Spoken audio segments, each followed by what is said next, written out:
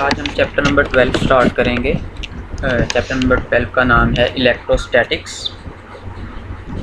Electro का मतलब है इलेक्ट्रॉन और स्टैटिक्स का मतलब है साकन।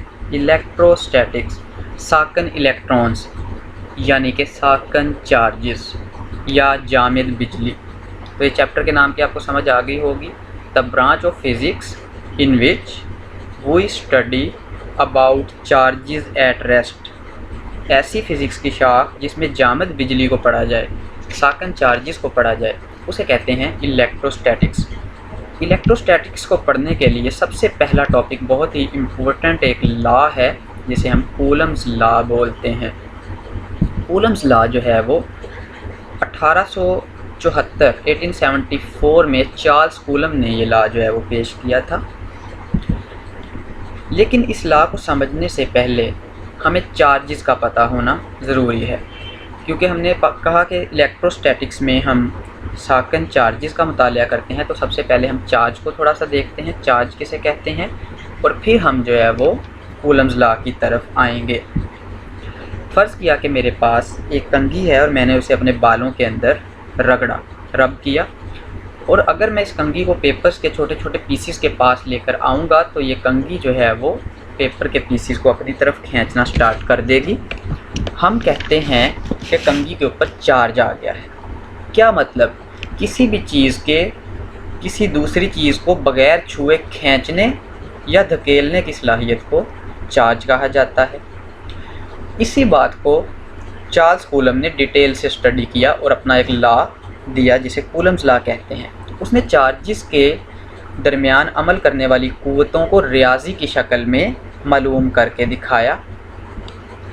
अभी हम देखते हैं कि चार्ल्स कूलम का एक्सपेरिमेंट क्या था। चार्ल्स कूलम ने एक जो है वो थॉट एक्सपेरिमेंट किया कि अगर जो है वो दो चार्जेस हों, 2 पॉइंट चार्जेस, बहुत ही छोटे छोटे पॉइंट चार्जेस हों, उनको जो है वो इस तरह से करीब रखा जाए कि उनके दरमियान फ्री स्पेस हो और उनके दरमियान फासला r हो, तो चार्ज Q1, देखें चार्ज Q1 Q2 के साथ लगा नहीं हुआ, जुड़ा नहीं हुआ, लेकिन फिर भी चार्ज Q1 Q2 के ऊपर एक फोर्स लगाएगा जिसकी डायरेक्शन ये होगी।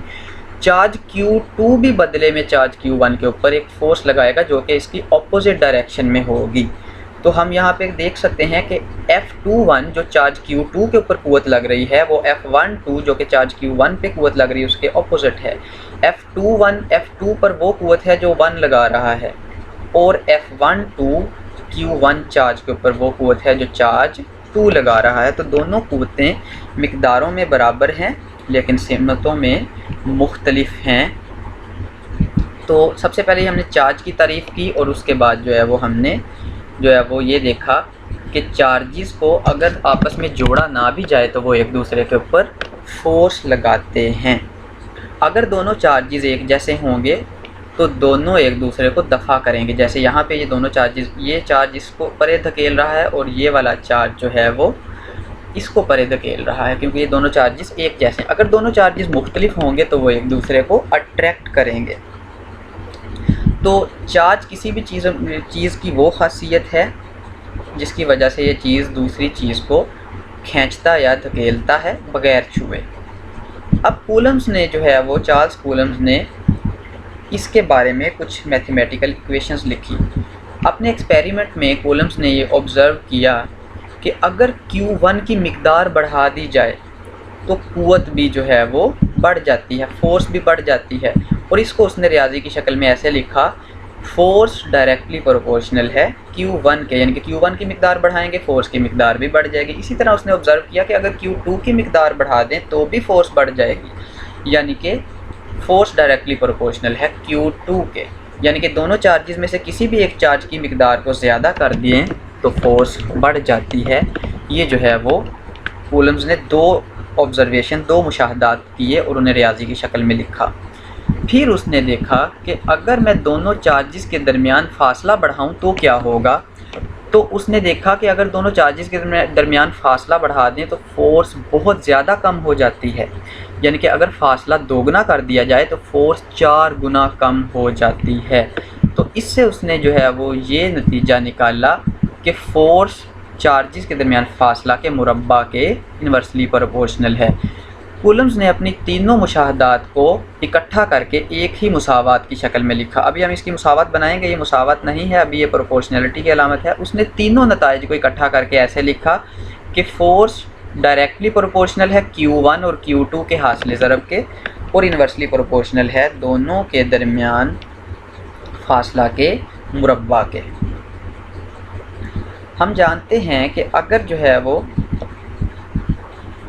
अगर किसी भी जगह प्रोपोर्शनल की अलामत को तब्दील करके बराबरी की अलामत लगाई जाए तो हमें कोई भी एक कांस्टेंट लगाना पड़ता है, और इस कांस्टेंट की कीमत को मालूम करना कोई आसान काम नहीं होता। इस कांस्टेंट की कीमत को मालूम करने के लिए बहुत सारे तजर्बात किए जाते हैं, फिर ये कांस्टेंट की कीमत मालूम होती है।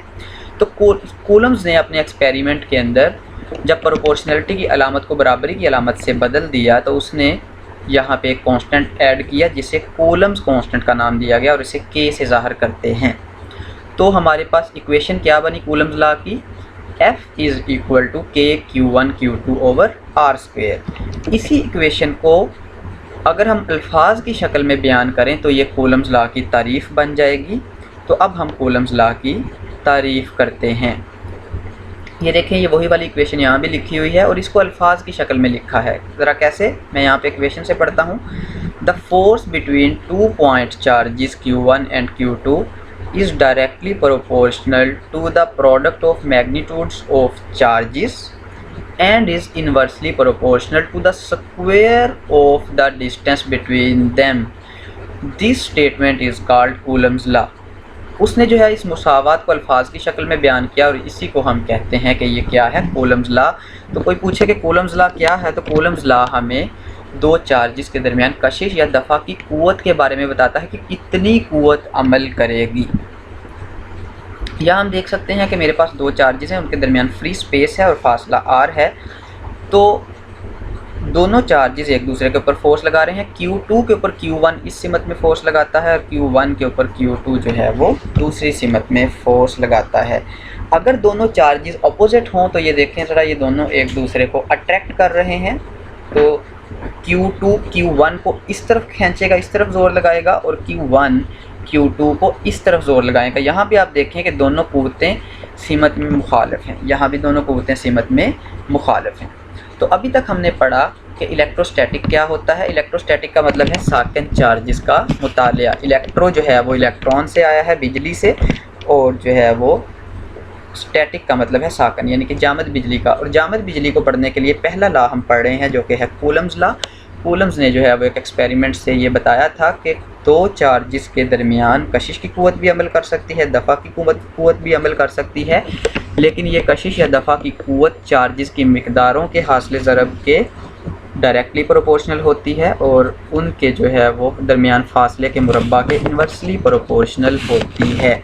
डायरेक्टली प्रोपोर्शनल का मतलब आप जानते हैं, अगर एक मिक़दार बढ़ाएं तो दूसरी भी बढ़ेगी, और इन्वर्सली प्रोपोर्शनल का मतलब अगर एक मिक़दार के बढ़ने से दूसरी कम हो जाए तो उसे इन्वर्सली प्रोपोर्शनल कहते हैं। अब मैंने जो बात की थी कि जब भी हम प्रोपोर्शनैलिटी की अलामत को ख़त्म करके बराबरी की अलामत लगाते हैं तो हमें कोई भी कांस्टेंट ऐड करना पड़ता है, और ये कांस्टेंट जो है वो इसे हम कूलम कांस्टेंट कहते हैं। और इस कांस्टेंट को मालूम करने के लिए बहुत सारे एक्सपेरिमेंट किए जाते हैं। इस कांस्टेंट को कूलम्स ने बहुत सारे एक्सपेरिमेंट से मालूम किया, और ये कांस्टेंट कैसे मालूम किया ये बाद की क्लासेस में आएगा। इस क्लास का ये जो है वो टॉपिक नहीं है, ये एक मुश्किल टॉपिक है और कॉम्प्लेक्स टॉपिक है कि ये कांस्टेंट की वैल्यू कैसे आती है। ये मास्टर्स या जो है वो बैचलर्स की क्लासेस में आप पढ़ेंगे, फ़िज़िक्स के जो स्टूडेंट्स होंगे। तो K is equal to 1/4 pi epsilon naught. लेकिन हमें ये पता होना चाहिए कि इस जो है वो एक्सप्रेशन में ये जो हमारा यहाँ पे मुसावात लिखी हुई है K is equal to 1/4 pi epsilon naught, इसमें एप्सिलॉन नॉट क्या चीज़ है? एप्सिलॉन नॉट को हम जो है वो कहते हैं परमिटिविटी ऑफ फ्री स्पेस। यहाँ पे मैंने लिखा हुआ है एप्सिलॉन नॉट क्या है? Permittivity of free space. Permittivity क्या होती है? ये एक थोड़ा सा मुश्किल कॉन्सेप्ट है, लेकिन मैं आसान अल्फाज में बयान कर देता हूँ। इसकी तारीफ़ एग्जैक्ट तारीफ़ नहीं यहाँ पे चाहिए, आसान अल्फाज में बस आप समझ लें कि परमिटिविटी का मतलब क्या है। परमिटिविटी का मतलब है कि किसी भी फ्री स्पेस में से चार्जेस को गुजारने के लिए कितनी ताकत की ज़रूरत है। अगर जो है वो ज़्यादा ताकत चाहिए तो परमिटिविटी ज़्यादा होगी, अगर थोड़ी ताकत चाहिए तो परमिटिविटी कम होगी। परमिटिविटी जिस तरह जो है वो फ्री स्पेस की होती है, इस तरह हवा की भी परमिटिविटी होती है। इसी तरह जो है वो हमारे पास दूसरे हर मटेरियल की परमिटिविटी होती है। लोहे की अपनी परमिटिविटी होगी, लकड़ी की अपनी परमिटिविटी होगी। तो आप लोग जानते हैं कि लोहे की परमिटिविटी कम होगी, लकड़ी की परमिटिविटी जो है वो ज़्यादा होगी, क्योंकि जो है वो लोहे में से चार्ज आसानी से गुजर सकता है और थोड़ा सा ज़ोर लगाएं तो चार्ज लोहे में से गुजर जाता है। तो लोहे की परमिटिविटी कम और लकड़ी की परमिटिविटी ज़्यादा होगी। ये परमिटिविटी को समझने के लिए मैंने सादा अल्फाज में आपको परमिटिविटी के बारे में बताया। परमिटिविटी का मतलब है कि किसी भी मटेरियल में से चार्ज गुजारने के लिए हमें कितना ज़ोर लगाना पड़ता है। तो ये तो हो गया permittivity epsilon naught, permittivity of free space. और किसी भी मटेरियल की परमिटिविटी को एप्सिलॉन नॉट से नहीं लिखते बल्कि एप्सिलॉन से लिखते हैं, इसे एप्सिलॉन पढ़ते हैं। तो epsilon is equal to permittivity of any material और epsilon naught permittivity of free space. अगर हम इन दोनों की एक निस्बत बना लें, निस्बत का मतलब होता है मवाजना। अगर हम किसी भी मटेरियल की परमिटिविटी का परमिटिविटी ऑफ फ्री स्पेस से मवाजना करें तो इसे कहते हैं रिलेटिव परमिटिविटी। किसी भी मटेरियल की फ्री स्पेस के लिहाज से परमिटिविटी को रिलेटिव परमिटिविटी कहते हैं, यानी कि किसी भी मटेरियल की परमिटिविटी फ्री स्पेस से कितनी ज़्यादा या कम है, इसे हम रिलेटिव परमिटिविटी कहते हैं। तो रिलेटिव परमिटिविटी क्या हुई? किसी मटेरियल की परमिटिविटी बटा फ्री स्पेस की परमिटिविटी। तो यहाँ से हम ये लिख सकते हैं कि रिलेटिव परमिटिविटी को अगर हम जो है वो फ्री स्पेस की परमिटिविटी से ज़रब देंगे तो मटेरियल की परमिटिविटी आ जाएगी। तो यहाँ से हमें क्या पता चलता है? यहाँ से हमें पता चलता है कि अगर तो दो चार्जेस के दरमियान फ्री स्पेस हो तो K की कीमत में यहाँ पे एप्सिलॉन नॉट आएगा, क्योंकि epsilon naught permittivity of free space है। लेकिन अगर दो चार्जेस के दरमियान फ्री स्पेस ना हो, आप लकड़ी रख दें या लोहा रख दें, तो फिर यहाँ पे एप्सिलॉन नॉट नहीं आएगा बल्कि यहाँ पे एप्सिलॉन आएगा, जो कि परमिटिविटी ऑफ दैट मटेरियल है। लोहे के लिए लोहे की परमिटिविटी यहाँ पे लिखनी पड़ेगी और हवा के लिए हवा की परमिटिविटी लिखनी पड़ेगी। और परमिटिविटी किसके बराबर होती है? एप्सिलॉन नॉट एप्सिलॉन आर के बराबर होती है। ज़रा अगली तस्वीर में चलते हैं। तो यहाँ मैंने जो है वो यही बात लिखी हुई है कि किसी भी मटेरियल के लिए जो है वो उस मटेरियल की परमिटिविटी यूज़ करें, वरना आपका ये फार्मूला भी गलत हो जाएगा और आपका न्यूमेरिकल भी गलत हो सकता है। ये फार्मूला न्यूमेरिकल्स में भी काम आएगा। आगे देखते हैं। तो ये देखें ज़रा, किसी भी मटेरियल के लिए जो कूलम्स कांस्टेंट है वो इस तरह से लिखा जाएगा। वहाँ पे परमिटिविटी ऑफ फ्री स्पेस नहीं बल्कि उसके साथ रिलेटिव परमिटिविटी को मल्टीप्लाई करेंगे तो आपको पता है एप्सिलॉन नॉट एप्सिलॉन आर ये क्या बन जाता है? ये किसी भी मटेरियल की परमिटिविटी बन जाती है। अब हमें पता है कि कूलम्स फोर्स एक वेक्टर है। फोर्स एक वेक्टर होती है, ये एक स्केलर क्वांटिटी नहीं होती। और वेक्टर को जब भी लिखा जाता है, एक तो उसके ऊपर एरो लगाया जाता है और दूसरा उसके साथ यूनिट वेक्टर लिखा जाता है। यूनिट वेक्टर क्या होता है? देखें, दो तरह के वेक्टर्स होते हैं। एक होता है पोजीशन वेक्टर। पोजीशन वेक्टर वो वेक्टर होता है जो किसी भी चीज़ की पोजीशन भी बताता है और उसका ओरिजिन से फासला भी बताता है, यानी कि उस किसी भी वेक्टर की जो है वो सीमत भी बताता है पोजीशन वेक्टर, और उस वेक्टर की जो है वो मिकदार भी बताता है। लेकिन यूनिट वेक्टर सिर्फ सीमत बताता है, मिकदार नहीं बताता। इसी तरह वेक्टर को लिखने के दो तरीके होते हैं, आपने जो है फर्स्ट ईयर की क्लास में पढ़ा होगा। या तो वेक्टर को लिखने का एक तरीका ये है कि उसके ऊपर आप जो है वो तीर का निशान लगा दें, या फिर जो है वो आप इस तरह से जो है वो वेक्टर को बोल्ड कर सकते हैं, जैसे कि यहाँ पे लिखा गया है। हम यहाँ देखते हैं, ये देखें ज़रा, मोटा करके। अगर हम किसी चीज़ को मोटा करके लिख दें तो भी इसका मतलब है वो वेक्टर है, स्केलर नहीं है। जो जो चीज़ें पतली लिखी हैं ये स्केलर्स हैं और जो जो चीज़ें मोटी करके लिखी हैं ये वेक्टर हैं। ज़रा देखें, फोर्स को मोटा करके लिखा गया है तो ये एक वेक्टर मिकदार है यहाँ पे। तो F21 किसके बराबर होगा? 1/4 पाई एप्सिलॉन नॉट। ये फ्री स्पेस के लिए एप्सिलॉन नॉट का मतलब है इन चार्जेस के दरमियान क्या है? फ्री स्पेस है, कोई और मटेरियल नहीं रखा हुआ। तो ये K की कीमत और साथ में जो है वो Q1 Q2 और R स्क्वायर, ये जो है वो कूलम्स लॉ की इक्वेशन है। और यहाँ पे जो है वो फोर्स की डायरेक्शन भी साथ में हमने लिख दी। ये कैप जो है वो यूनिट वेक्टर को ज़ाहिर करता है। इसी तरह F12 के लिए जो यूनिट वेक्टर होता है वो हमारे पास R12 होता है। और आप देख रहे हैं कि ये R21 है ग्रीन कलर का, और ये जो है वो रेड कलर का, ये क्या है? ये पोजीशन वेक्टर है। पोजीशन वेक्टर बड़ा है, यूनिट वेक्टर छोटा है, क्योंकि यूनिट वेक्टर सिर्फ सीमत बताता है, ये जो है मिकदार नहीं बताता। पोजीशन वेक्टर ज़रा देखें, मिकदार भी बता रहा है और सीमत भी बता रहा है, इसलिए पोजीशन वेक्टर बड़ा है और यूनिट वेक्टर जो है वो छोटा है। तो ये भी आपने जो है वो याद रखना है कि यहाँ पे आपने इस सुरख वाले को पोजीशन वेक्टर यूनिट वेक्टर नहीं कहना, यूनिट वेक्टर ये वाला है यहाँ पे। तो अभी तक जो है वो हमने क्या पढ़ा, अभी तक हमने ये पढ़ा कि चार्ल्स कूलम ने 1874 में ये मालूम करने की कोशिश की कि दो चार्जेस जब एक दूसरे को दफ़ा करते हैं तो कितनी क़ुव्वत अमल करती है। इसके लिए उसने बहुत सारे एक्सपेरिमेंट्स किए, तो उससे ये पता चला कि क़ुव्वत की जो मिकदार है वो दोनों चार्जेस की मिकदार के हासिल ज़रब के डायरेक्टली प्रोपोर्शनल और उन चार्जेस के दरमियान फासला के मुरब्बा के इन्वर्सली प्रोपोर्शनल होती है। फिर हमने ये देखा कि परमिटिविटी से क्या मुराद है, कि यानी कि अगर दो चार्जेस के दरमियान जो है वो फ्री स्पेस हो तो उसके केस में हम जो है वो परमिटिविटी की जगह एप्सिलॉन नॉट लिखेंगे। परमिटिविटी का मतलब भी हमने देखा कि परमिटिविटी का मतलब ये होता है कि किसी भी चीज़ में से चार्जेस को गुजारने के लिए कितनी क़ुव्वत की ज़रूरत होगी। तो अभी तक हमने जो है वो ये पढ़ा है कि किसी भी दो चार्जेस के दरमियान कशिश या दफ़ा की क़ुव्वत कैसे मालूम की जाती है और इन क़ुव्वतों की सीमत क्या होती है। ज़रा देखें, यहाँ भी ये पता चल रहा है कि इन दोनों क़ुव्वतों की जो सीमत है वो एक दूसरे के मुखालिफ हैं। ये वही बात जो मैंने पहले आपको बता दी, ये यहाँ फिर से लिखी है, एक बार फिर से बता देता हूँ कि अगर दो चार्जेस के दरमियान जो है वो लोहा रखा हुआ हो तो फिर आप जो है वो यहाँ सिर्फ एप्सिलॉन नॉट नहीं लिखेंगे बल्कि लोहे की रिलेटिव परमिटिविटी भी लिखेंगे, क्योंकि आपको पता है कि अगर आपने यहाँ पे लोहा रख दिया तो फिर लोहे की परमिटिविटी यहाँ पे लिखनी पड़ेगी। उम्मीद है कि आपको जो है वो इस वीडियो की समझ आ गई होगी। जाते जाते ये एक टेबल भी देखते जाते हैं। वैक्यूम की परमिटिविटी 1 है, मतलब वैक्यूम की परमिटिविटी जो है वो एप्सिलॉन नॉट ही होती है, रिलेटिव परमिटिविटी इसकी 1 है।